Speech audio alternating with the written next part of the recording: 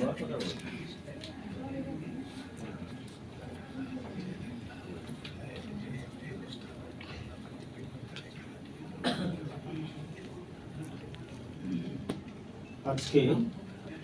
মাননীয় মুখ্যমন্ত্রী মমতা বন্দ্যোপাধ্যায়ের উদ্যোগে পশ্চিমবঙ্গ দলিত সাহিত্য একাডেমি ও সিধু-কানু বিশ্ববিদ্যালয়ের যৌথ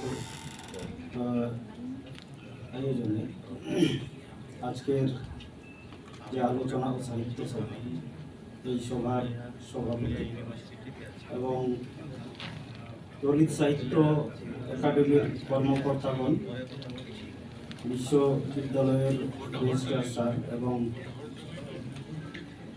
এই আলোচনা সভাতে উপস্থিত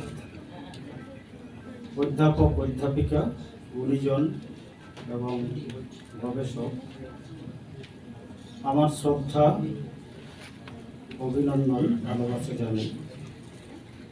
আজকে আমি একটা কবিতা সাঁওতালি ভাষায় শোনাবো। যে কবিতাটা আমি প্রত্যন্ত অঞ্চলে যারা বসবাস করেন, সেই প্রত্যন্ত অঞ্চলের মানুষজন তারা কেমন জায়গায় কিভাবে বসবাস করেন, তারা কিভাবে জীবনযাপন করেন, সেই নিয়েই এই কবিতাটি লেখা। কবিতার নাম অভাগিয়ে।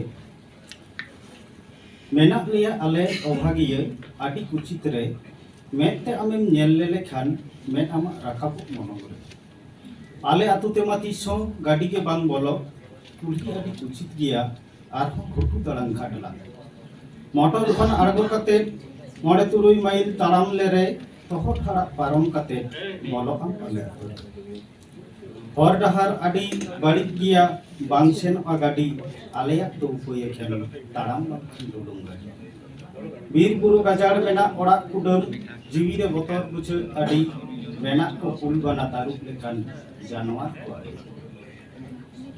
बांचा लगी न्यायाम हुयु जमा मिट चुपुट लाती रे तो जानवर पोसाव हुई तपम चुपुट बानु तले जायगा जुमी शेरमा आचुर जम पुरो लेकान एनहो आले केटेज मेना लिया नोआ बसमो पचेता रेंगे जला कामी आले जीवी हताल कांदाल बांजुक आर हर दाका एखेन दाकमान टायाल टायाल बांगले जामा जहान गड़ो आले टामार तुमुर एनहो न्यामुक रिया आसुमनेते कोयक काले माता सुर रे बानु डाक्तार ओड़ा बानु जहान हासपाताल रोग आजार जटावले रे दो आले आदि जटाल पोटाल सेचे रिया मा उहिर के बान पानु सुरे जहान आसरा वहां गेले ताहेन आले एखेना दिन काना सेचे रिया आस्ते चाला जहाई शहर साहा हुयु चेतान गाता खोड़ा निसड़े वाला चार व्यवहार सिखनत बांग ᱧᱟᱢ काते हो खाटो उमेर गिद्रवा बानु ओज छोटो को आको एंगा अपासाव आपान अपिन चालाव खारन किसर सियान को निसरेव लिया आले हेमेर मेयो आरहो एमानतिया को एड़े लेते आले आदि मोमोयो उहर तेहो बांगेम ᱧᱟᱢᱟ आले मेना ले नोंका बार माहा गानेम बासा लेनखान हुई उतर अंतोंका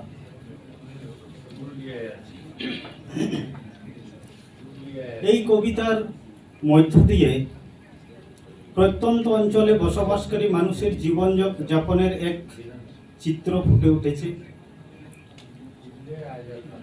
সেই ভয়ঙ্কর চিত্র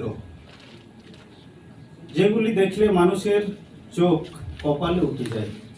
প্রত্যন্ত অঞ্চলের গ্রামগুলোর রাস্তাঘাট খুব সরু এবং উঁচু নিচু, যেখানে গাড়ি ঘোড়ায় পৌঁছাতে পারে না। এই গ্রামগুলো এতই দূর যে বাস থেকে নেমে মাইলের পর মাইল হেঁটে যেতে হয়। সেখানে গাড়ি ঘোড়া পৌঁছায় না বলে সেখানকার মানুষজন পায়ে হেঁটে বা সাইকেলে করে যাতায়াত করে। সেখানে পরিবেশ বেশ ভয়ঙ্কর। বলতে গেলে বাড়ির পেছন থেকেই উঁচু নিচু পাহাড়, ঘন জঙ্গল। জঙ্গলগুলো এতই ঘন যে দেখলেই ভয় লাগে। যেখানে বাঘ ভাল্লুক ইত্যাদির ভয় থেকে যায়। সেখানকার মানুষ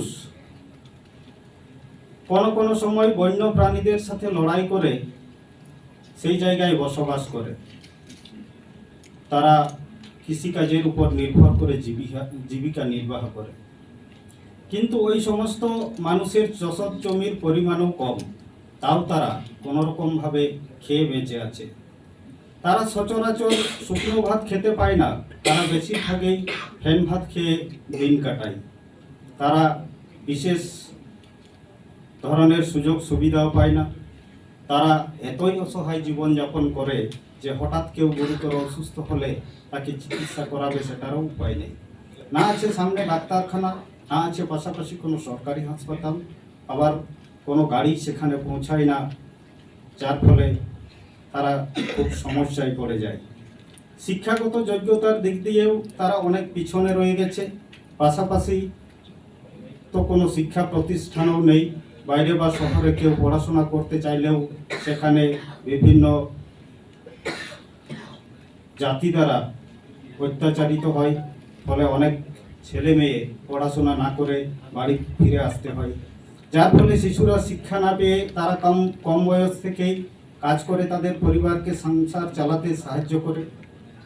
শুধু শিক্ষার ক্ষেত্রেই নয়, বিভিন্নভাবে দৈনন্দিন জীবনে তারা সমাজে অবহেলিত, শোষিত, নিপীড়িত হয়ে চলেছে। এই কবিতার শেষে বলা হয়েছে তারা এতই অসহায় জীবনযাপন করে যে কেউ সেখানে না দেখলে, সেখানের বাস্তব চিত্র না দেখলে বুঝতে পারবে না বা স্বপ্নেও ভাবতে পারবে না। কেউ যদি সেখানে গিয়ে দুদিন থাকে তাহলে সে সেই ভয়ঙ্কর চিত্র দেখে সে দেউলি হয়ে যাবে। এই ছিল এই কবিতার বিষয়বস্তু।